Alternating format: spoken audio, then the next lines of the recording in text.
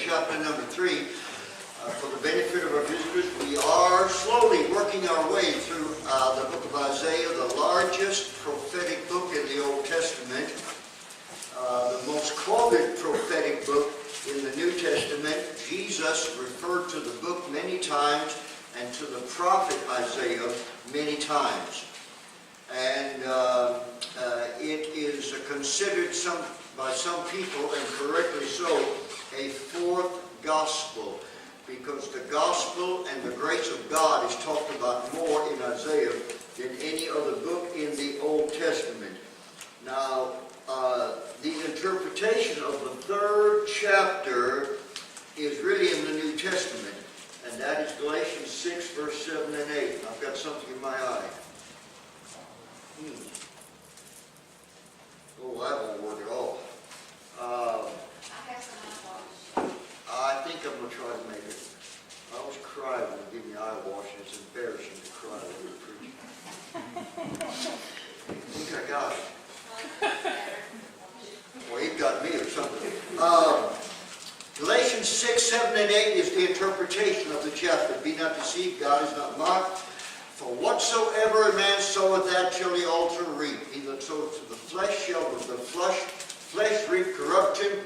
He that soweth to the Spirit shall of the Spirit reap life everlasting. I want you to notice the first word of chapter 3, if you're using a King James Bible, which I hope you are, is for. For either means looking back, and this is the consequence of, or for can mean therefore future. In this case, the word for is looking back to chapter 2. You remember what happened in chapter 2? Isaiah pointed out the sins of the people. Witchcraft, idolatry, immorality, greed, unjust gain, adultery, sexual perversion. Boy, that country had slipped from where they started down to a horrible state.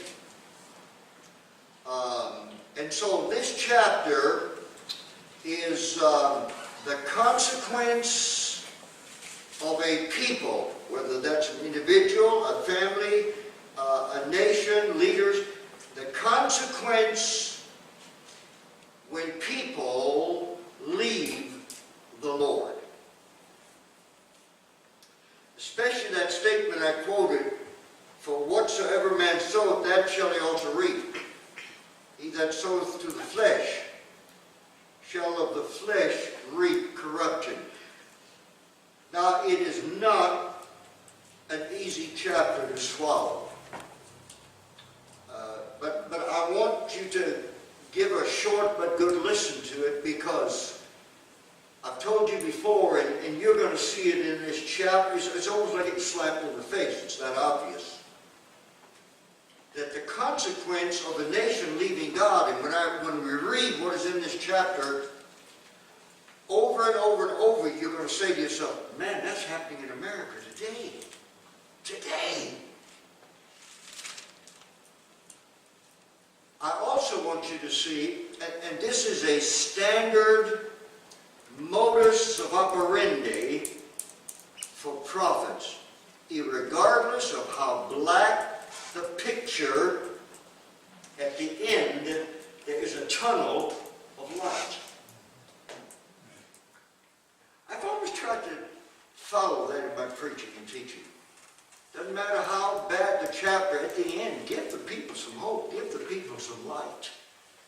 Isaiah was a master at that. So, having said all that, this is not going to be difficult at all. It's more difficult to swallow than it is to understand. So, what happens to a people when they forsake the Lord and His Word? For behold, the Lord of hosts, doth take away from Jerusalem and from Judah. Remember, he preached to the southern kingdom, the stay and the staff, and the whole stay of bread. Stay and staff in the Hebrew is the same word with a little dot variation. Stay, staff, and again whole stay is triple emphasis. If it says it once, it means pay attention. If it says it twice, like the Lord would say a lot of times, hearken, hearken, or listen, listen, or verily, verily. But boy, if it says it 3 times, and here it's saying it 3 times, that always means judgment is sure. Amen. From Judah, the stay, the staff, the whole stay, and it meant everything good, everything solid, everything reliable is going to leave.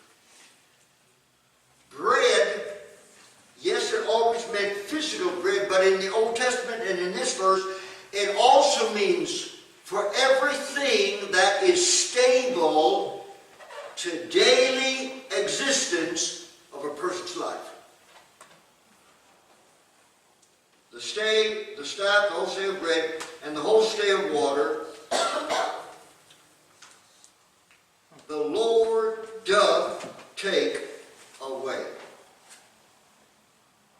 Now, I would consider this a very serious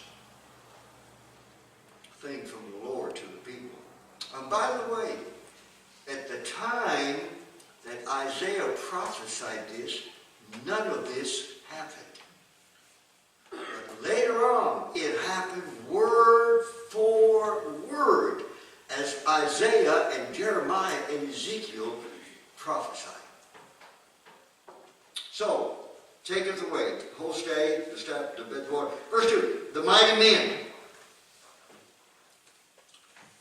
We are having a problem in our own nation, spiritually in the pulpits of America and in the political world.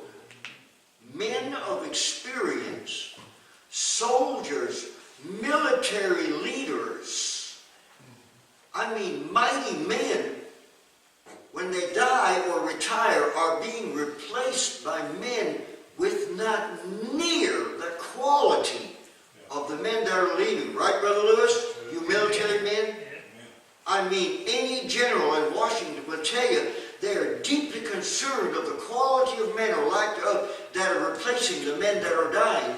And I know, and I've been watching this in our churches and in our ministries, we're losing a quality of men that are not being replaced. The men we're losing to death and in the pulpits are not being replaced by the men of doctrinal integrity or moral standard or a banner against worldliness like the ones we're losing. This is problematic. It is a symptom, it is a sign of the judgment of God on our nation. The mighty man, the man of war. This is a personal observation for me. You can take it or you can just forget I said it. I agree with Tom Brokaw on his book, America's Greatest Generation. The boys that came off the farm and came away from the steel mills and fought World War I and World War II were tough boys. The men in the military now are effeminate. Amen. Careers engaged. I was never so shocked in all my life. The first time, my last pastor before coming back to Texas was in Clovis, where we had Cannon Air Force Base. Oh, and by the way, the many wonderful, wonderful men and women still in the military, but they're little by little being outpaced. I did not realize until the first time I went, not into the commissary at Cannon Air Force Base, but into it's kind of like a large 7-Eleven. I mean, you take any Allsups and it's about 4 times the size. It's just where they get gas and where they get, like any Allsups. not called that. It's called something else. 50% of that store, the first time I went in there to get a cup of coffee, was alcohol. Rows and rows and rows of alcohol. Let me tell you something, people. Effeminate, perverted, drunk, don't go fight a good war. People, I'm telling you. Amen, Brother Lewis? Amen. The mighty man, the war, God's taken away. Now, notice this. The prophet, the judge, the prophet, the prudent, and the ancient. Good leaders, solid leaders are being replaced by not such solid leaders. God's taken away the captain of 50. By the way, that would be a sergeant's rank. Not a very high official, a sergeant's rank. The honorable man, the counselor. Now I want you to notice this. The cunning artificer and the elegant. You know who those were? Soothsayers and prognosticators. Folks, when you close the Bible, the people who rise up are Satan's people, not God's people. Now, verse 4, I will give children to be their princes, and babes shall rule over them. Do I need to explain that?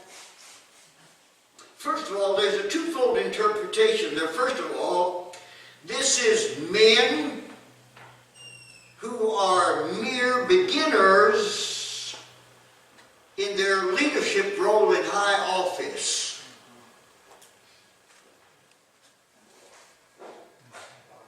Can I give you some really bad news this morning, this evening? Everybody is saying, yay, we got our man in there. I'm talking about Mr. Trump. He's totally inexperienced in government. My Bible tells me that's a judgment of God. Oh, did it just get quiet in here? By the way, I'm glad he got in there, because the other choice, I guarantee if the other choice had got in, you'd have had open persecution against Christians within a year. Yep. But folks, let's not toot our horn too loud, because the Bible doesn't say about that what you think the Bible says about that. Now we give children to be their princes and babes, inexperienced, but it also means literally. You know, we talk about the year of the child in America. That's nothing to brag about. Children are not supposed to rule mom and dad. Hello? Children are not supposed to rule the schools. Hello? Children are not supposed to run the government. Hello? We think it's wonderful. They're leaving the classroom to make their point, tell them to get their rear end back in class where it belongs. Woo! I could preach. Turn me loose. Oh, I couldn't believe it, but I read it with my own two little beady eyes. Everybody here knows what a free roaming chicken is, right? You turn the chicken loose.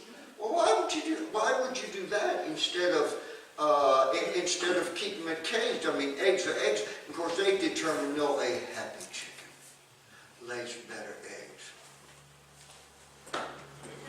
How stupid do they think we are? Guess what?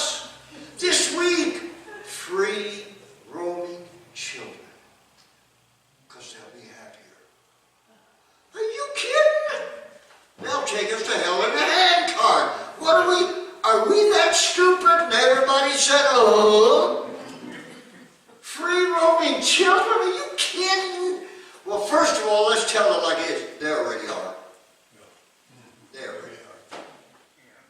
Except for godly homes where kids have to be in and they have a curfew. Mom and dad go off to their parties and the kids go off and roam the streets all night.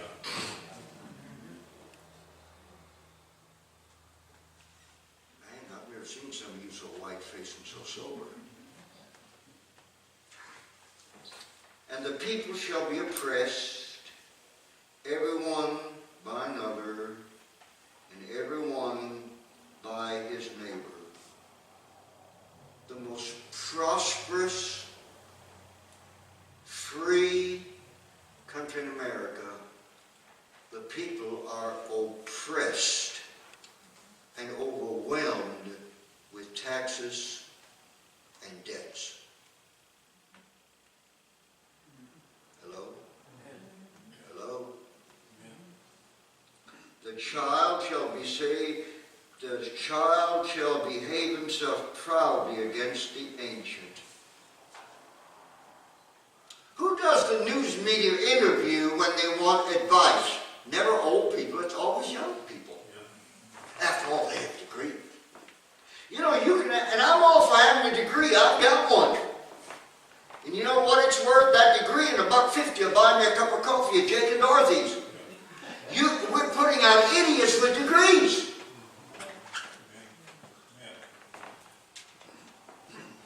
The child shall behave himself proudly against the ancient. I find that in ministry. All those years that I did that restart program of the churches, the BMA didn't lose because they had so much money and tied up in these churches. Part of my job was, when I got that church restored, was to find a pastor and put him in there. And I got news for you. Every time we put a young person in there, that's the last thing they wanted was advice from me. The minute they got there, they wanted me out the door so they could do what they wanted to. And you know what they did? Kill the church within a year. Amen. The ancient shall behave himself proudly against the ancient, and the base against the honorable. When a man shall take a hold of his brother of the house of his father, saying, Thou hast clothing, be thou our ruler, let this ruin be under thy hand. Who gets to be in public office today? The rich that have the money to buy their way into it. Oh, I'll tell you a word. I'm just going to stomp and romp. I'm out of here in a few months anyway. I'm just going to let it rip today. I'll tell you something that I hate. I just want to put a rock through the TV every time I hear it. Mr. Trump has not learned the art of compromise. The art. I thought when you compromise, you're a yellow-bellied chicken. I didn't know there was an art to compromise. Are you recording all this? I dare you to put it on YouTube. I dare you. I double dare you to send it to Channel 5. I double dare you. Well, actually, I hope you don't, because you talk about having protesters in front of this church Sunday. Bring it on, brother. You can handle them, Randy.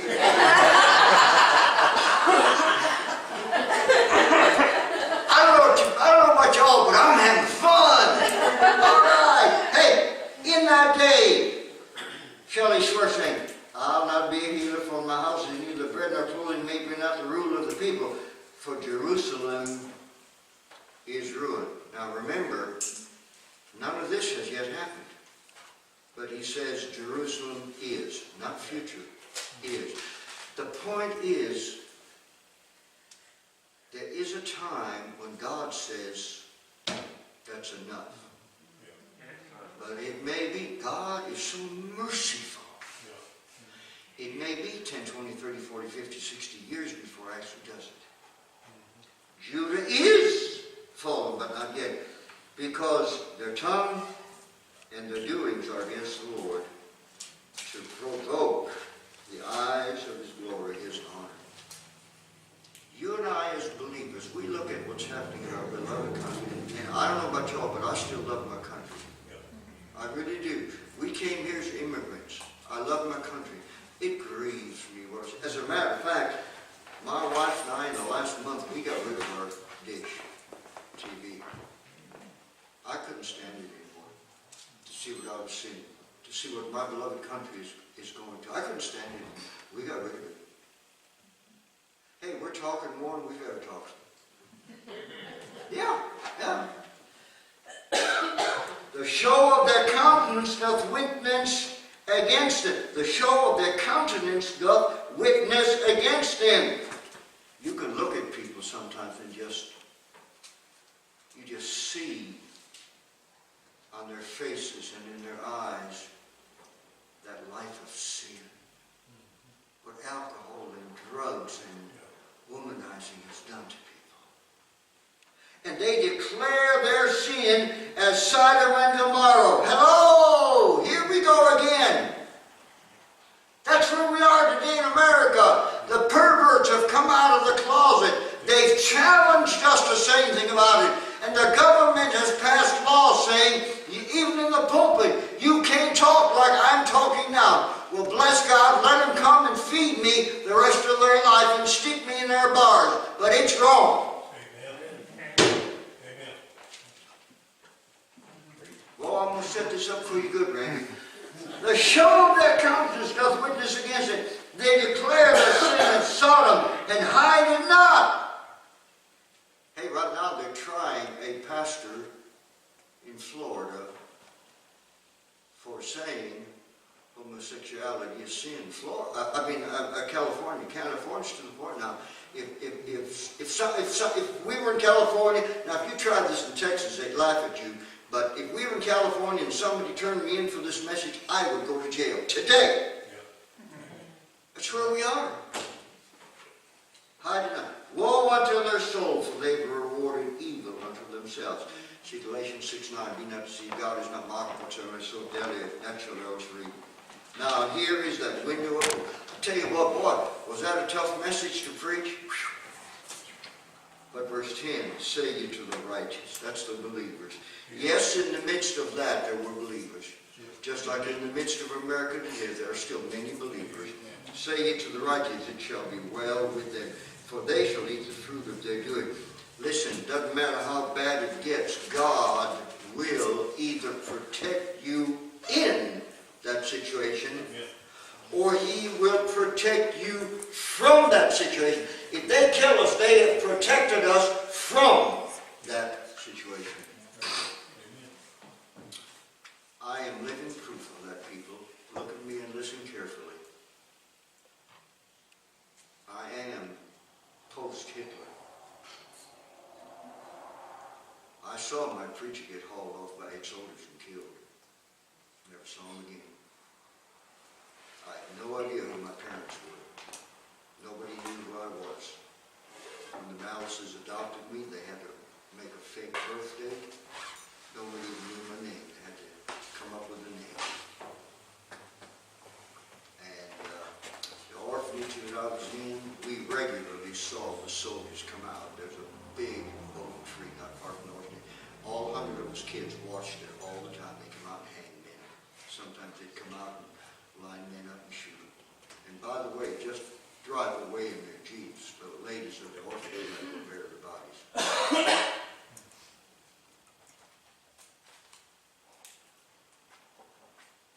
To you, war movies are entertainment. To me, they are a living reality. You have no idea how I would die to see to it that you never had to see what I saw as a child. Amen. I really would, folks. And I hope you have that mentality at this church culture. The pastor has to be willing to die for a sheep or he's not worth it. Yeah. Amen. But you know what? For all that I saw and all that I experienced, I sat in the bunkers of Germany when the Allied forces were bombing us. There's a little boy. I sat in those basements and all those buildings, and when we came forth, there wasn't anything left to recognize. I went with my mom and dad, after they adopted us, to the train station many times when believers were coming home from the war without limbs, with legs gone. I saw women get their men and their legs were gone.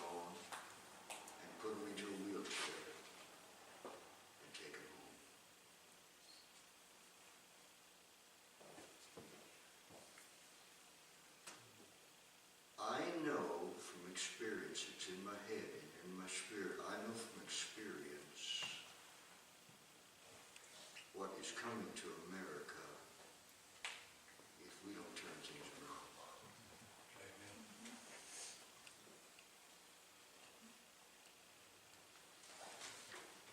Woe to the wicked, it shall be ill with them, for the reward of hand shall be given them. As for my people, children are their oppressors, women rule over them. Isn't that amazing? Listen, ladies, I want to say something to you before I even start on this, so you don't spit on me as you leave the church. Women receive their honor.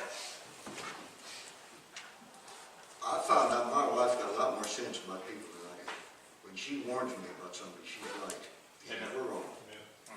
When she warns me about something, she's always right. It's kind of humbling. But she's never wrong in that deal. You are a weaker vessel physically, not mentally. As a matter of fact, you're stronger emotionally.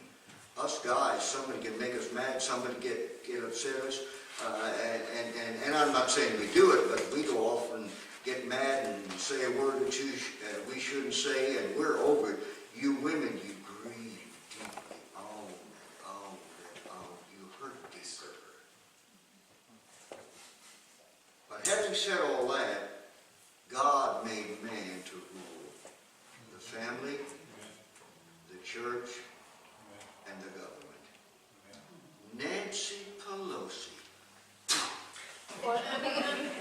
needs to go home and play with her grandkids, crying out loud. And I love Trump's Pocahontas. Pocahontas needs to go home and play with the kids. Wonderful, we got more women in government. Wait a minute, it says right here, woe be to the people when women rule. That's what it says. Now, look, people, I'm just a messenger.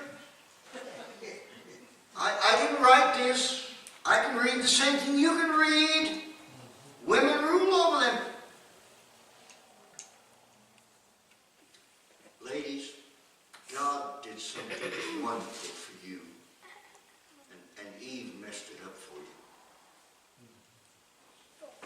A good husband, a wonderful home, a man that loves you, a man that provides for you, a man that'll protect you unto death. That was God's plan for you. You're having to work. You blame Eve for that. Some of you sweet ladies, your men have walked away, or something happened and you just could not stay. You can blame Eve for that. God had a wonderful plan for you. By the way, we're not putting out a whole lot of good men. We're just not. 40% of the children in America are now born out of wedlock.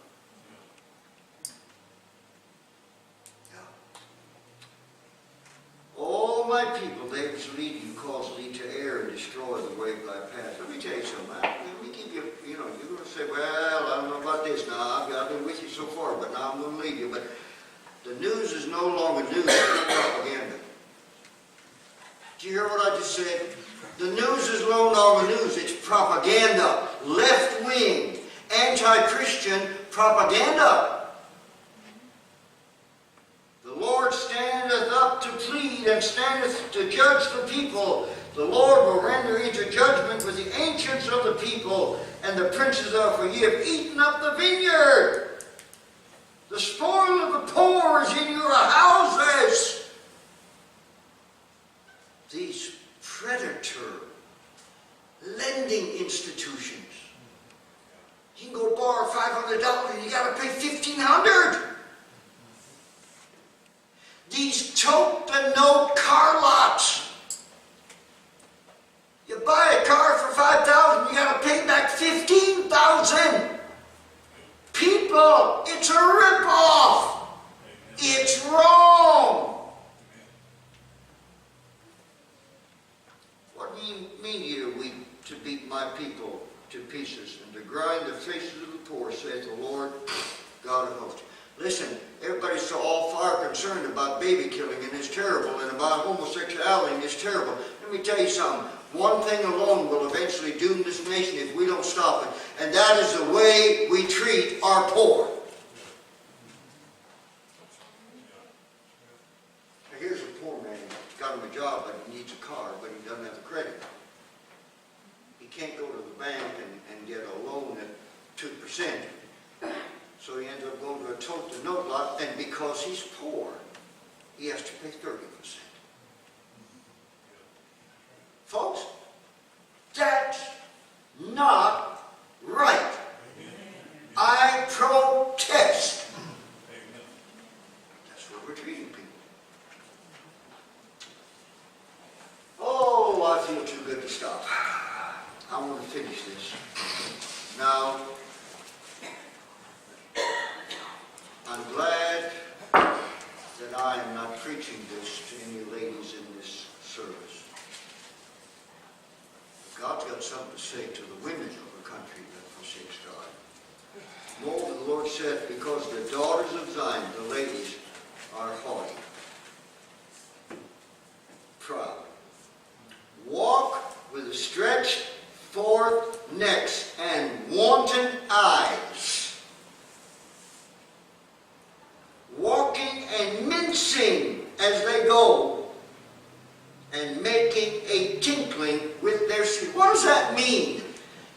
Their high, arrogant, expensive lifestyle and the uncontrolled lusts that come with that.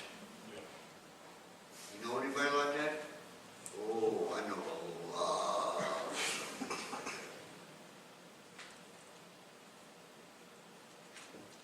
Not only do we not make good men anymore, we don't make many good ladies anymore either.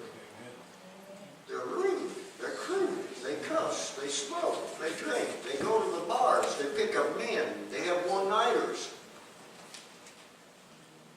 I'm not going to give you the name, but names. I read two ancient writers, historians, who said, when the women of a nation get to that point that I just described, the nation is doomed.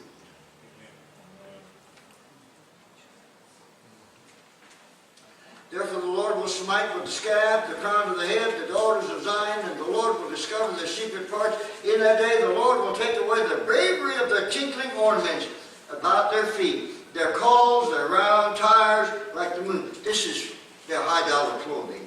The chains, the bracelets, the mufflets, the bonnets, the ornaments of the legs, the headbands, the tablets, the earrings, the rings, the nose jewels, the changeable suits of apparel, and the mantles and the wimples and the crispins, the glasses, the fine linen, the hoods, the veils.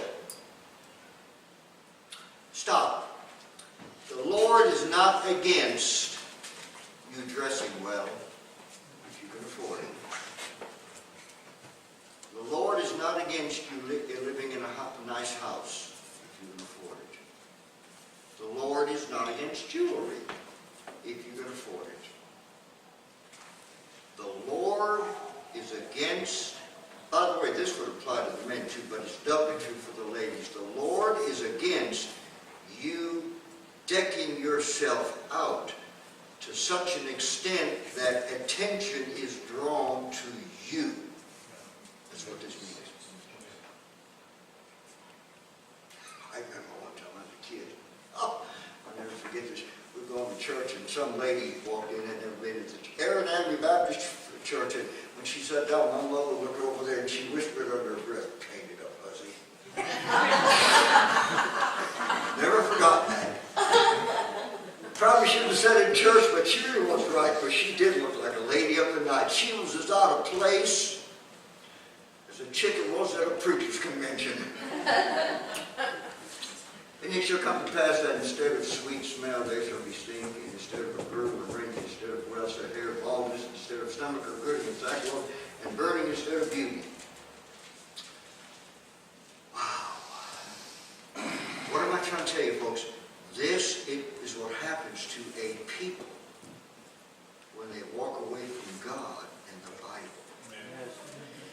just like Isaiah stood and said this to a people where it has not yet happened, but literally did, word for word. I am standing before this congregation and saying this, and it has not yet happened. But folks, if America does not turn, it will. The men shall fall by the sword, and the mighty men in the war, and their gates shall lament and mourn, and she being desolate shall sit upon the ground. She being desolate shall sit upon the ground means the nation will be humbled.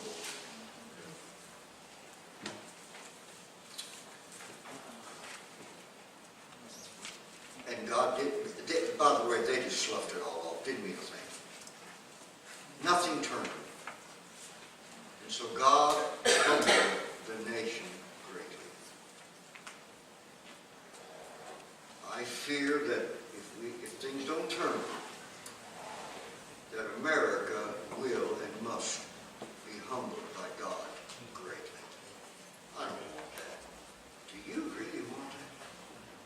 Nobody in their right mind wants that. So remember, 2 Chronicles 7:14.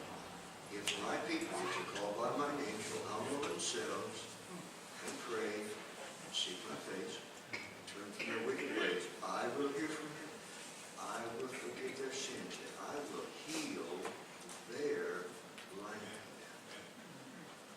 Where are we as a nation in in God's timetable? I don't know. I'm not that smart. I'm not a prophet. I'm a preacher. But I know this. God, at some point, will say, that's enough. By the way, remember what God said to Isaiah when he called him? Isaiah said, okay, Lord, that's not a very good message. How long do you want me to preach it? Isaiah 6. And God said, till there's nothing left. Now, that's Mel's translation, but that's basically what he said, till there's nothing left. With everything that's wrong, I still love my country very much. It hurts me to see where it's going. And I know it does you. If you are even a casual Christian, you can see we're definitely heading in the wrong direction. I don't know what's in the future. I don't have a clue. But I know this. You, God's people, will be protected in or from whatever God may bring to this nation. I want you to remember that. God is our refuge and strength, a very present help in time of trouble. The Lord is our light and our salvation. The Lord is our strength. Trust in Him at all times, ye people. Pour out your heart before Him. God is a refuge for us. How many times did David get into a situation where he thought it was all over, but then later on, when God delivered him, he could say, God is my rock, my salvation, my fortress, my high tower, and my deliverer. Amen. Amen. Well, I kind of enjoy doing this, but yet there's a side of me that this is so hard because of my background. All right. I don't know of any good way to end this, so I'm going to end it. Let's stand.